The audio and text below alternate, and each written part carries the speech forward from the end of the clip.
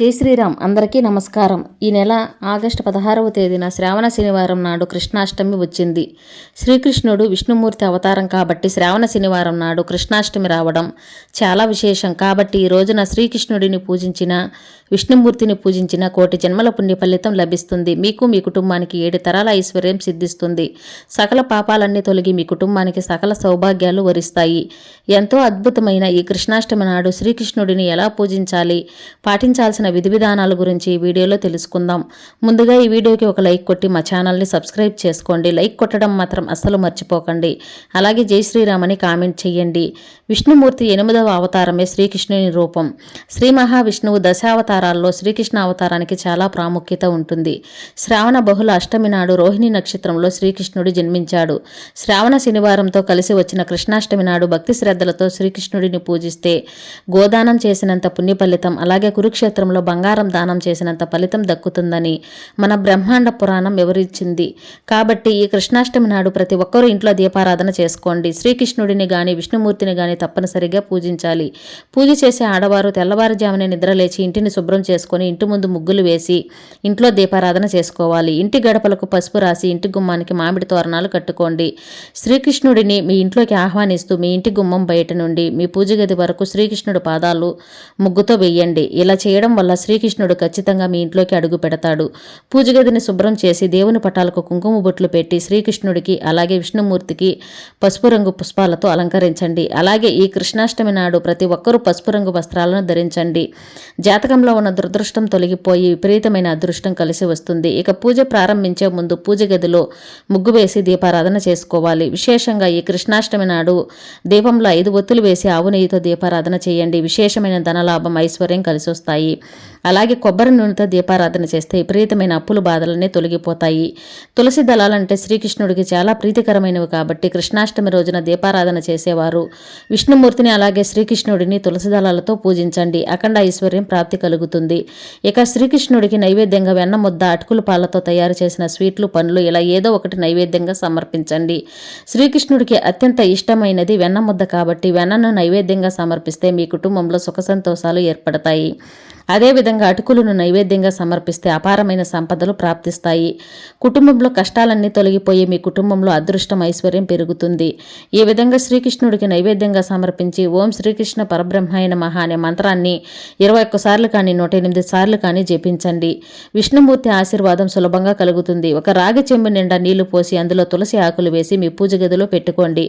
నైవేద్యంగా పక్కన ఈ తులసి నీటిని పెట్టుకోండి. పూజ పూర్తయిన తర్వాత ఆ నైవేద్యాన్ని కుటుంబం అంతా ప్రసాదంగా స్వీకరించి ఆ తులసి నీటిని తీర్థంలా స్వీకరించాలి. ఈ తులసి నీటిలో దైవశక్తి పుష్కలంగా ఉంటుంది కాబట్టి ఈ తీర్థాన్ని పుచ్చుకోవడం వల్ల దీర్ఘకాలిక అనారోగ్య సమస్యలన్నీ తొలగిపోతాయి.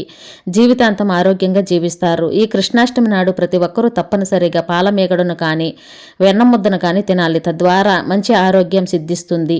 ఈ కృష్ణాష్టమి నాడు ఇంట్లో దీపారాధన చేసుకొని ఏదైనా విష్ణుమూర్తి ఆలయానికి కానీ శ్రీకృష్ణ దేవాలయానికి కానీ వెళ్ళండి. ఈ రోజున విష్ణుమూర్తిని దర్శించుకుంటే జన్మజన్మల అదృష్టం కలుగుతుంది. లక్ష్మీనారాయణ ఆశీర్వాదం మీ కుటుంబంపై ఉంటుంది. అలాగే శ్రీకృష్ణుని ఆలయానికి వెళ్ళేవారు ఒక తులసి మాలను తీసుకెళ్లి కృష్ణుడికి సమర్పించండి. కృష్ణయ్య ఆశీర్వాదం వెంటనే కలుగుతుంది. అలాగే శ్రీకృష్ణ దేవాలయానికి వెళ్ళేవారు శ్రీకృష్ణ అష్టోత్తరం పూజలు చేయించుకుంటే వంశాభివృద్ధి, అష్టైశ్వర్యాలు కలుగుతాయని నమ్మకం. విశేషంగా ఈ కృష్ణాష్టమి నాడు ఒక చిన్న శ్రీకృష్ణుని విగ్రహాన్ని తెచ్చుకొని మీ పూజ గదిలో పెట్టుకోండి. మీ సంతానానికి చాలా మంచి జరుగుతుంది. మీ పిల్లల జీవితంలో గొప్ప స్థాయికి ఎదుగుతారు. ఈ కృష్ణాష్టమి నాడు ఇంట్లో పూజ చేసే ఆడవారు ఒక పూట ఉపవాసం ఉండాలి. శ్రీకృష్ణుడికి అత్యంత ప్రీతికరమైన వాటిలో వేణువు ఒకటి కాబట్టి ఈ కృష్ణాష్టమి రోజున చెక్క వేణువును తీసుకెళ్లి కృష్ణుడి ఆలయంలో సమర్పించండి. ఇలా చేయడం వల్ల మీకు, మీ కుటుంబానికి చాలా మంచి జరుగుతుంది. ఈ కృష్ణాష్టమి రోజున వీలైనంత ఎక్కువగా జై శ్రీకృష్ణ అని జపిస్తూనే ఉండండి. ఆ కృష్ణుని అనుగ్రహం మీ ఇంటిపై ఎల్లవేళలా ఉంటుంది. ఈ కృష్ణాష్టమి నాడు శ్రీకృష్ణుడికి ఎంతో ఇష్టమైన గోవులను పూజిస్తే కోటి జన్మల పుణ్య ఫలితం పొందవచ్చు. కాబట్టి కృష్ణాష్టమి నాడు ప్రతి ఒక్కరూ గోవులకు ఆహారంగా అరటి పండ్లను, ఉడకబెట్టిన శనగలను అలాగే పచ్చిగడ్డిని తినిపించండి. తద్వారా జన్మజన్మల అదృష్టం కలిసి వస్తుంది. ముక్కోటి దేవతల ఆశీర్వాదం తక్షణమే సిద్ధిస్తుంది. నెమలీకలంటే శ్రీకృష్ణుడికి చాలా ప్రీతికరమైనవి కాబట్టి మీ జీవితంలో ఏమీ లేని స్థాయి నుండి గొప్ప స్థాయికి ఎదగాలనుకుంటే ఈ కృష్ణాష్టమి నాడు మీరు డబ్బు దాచుకునే ప్రదేశంలో 3 నెమలి ఈకలను పెట్టుకోండి. ఆకస్మిక ధనలాభం సిద్ధిస్తుంది. మీ ఇంట్లోకి డబ్బు రావడం ప్రారంభమవుతుంది. జీవితంలో ఉన్నత స్థాయికి ఎదుగుతారు. మీ ఇంటికి ఉన్న వాస్తు దోషాలన్నీ దూరం అవుతాయి. అలాగే భార్యాభర్తల మధ్య గొడవలు ఉన్నవారు ఈ కృష్ణాష్టమి నాడు మీ పడక గదిలో నెమలి ఈకలు పెట్టుకోండి. భార్యాభర్తల మధ్య కలహాలు తొలగిపోయి ప్రేమానురాగాలు పెరుగుతాయి. అదేవిధంగా ఈ కృష్ణాష్టమి నాడు ఉట్టు కొడితే చాలా మంచిది. సాయంత్రం సమయంలో స్నేహితులందరూ కలిసి ఉట్టు కొట్టే కార్యక్రమాన్ని నిర్వహించండి. ఉట్టు కొట్టే కార్యక్రమాన్ని నిర్వహిస్తే ఐశ్వర్యం, శ్రేయస్సు కలుగుతుందని నమ్మకం. ఈ రోజున కృష్ణుడిని పూజించే భక్తులు శ్రీకృష్ణుడి విగ్రహం మీ ఇంట్లో లేకపోతే ఒక కలశం మీద కొబ్బరికాయని పెట్టి కొబ్బరికాయ చుట్టూ పసుపు వస్త్రాన్ని కట్టి కన్నయ్య రూపంగా భావిస్తూ ఇంట్లో పూజ చేసుకోవచ్చు. అలాగే ఈ కృష్ణాష్టమి నాడు సంతాన గోపాల వ్రతాన్ని ఆచరిస్తే పిల్లలు లేని వారికి సంతానం భాగ్యం కలుగుతుందని, వివాహం కాని వారికి త్వరగా వివాహం కలుగుతుందని పండితులు సూచిస్తున్నారు. ఈ కృష్ణాష్టమి నాడు భక్తి శ్రద్ధలతో భగవద్గీతను చదివితే చాలా మంచిది. ఈ విధంగా శ్రీకృష్ణుడిని పూజిస్తే సకల పాపాలు తొలగిపోయి మోక్షప్రాప్తి కలుగుతుందని స్కంద పురాణం వివరిస్తుంది. జై శ్రీకృష్ణ.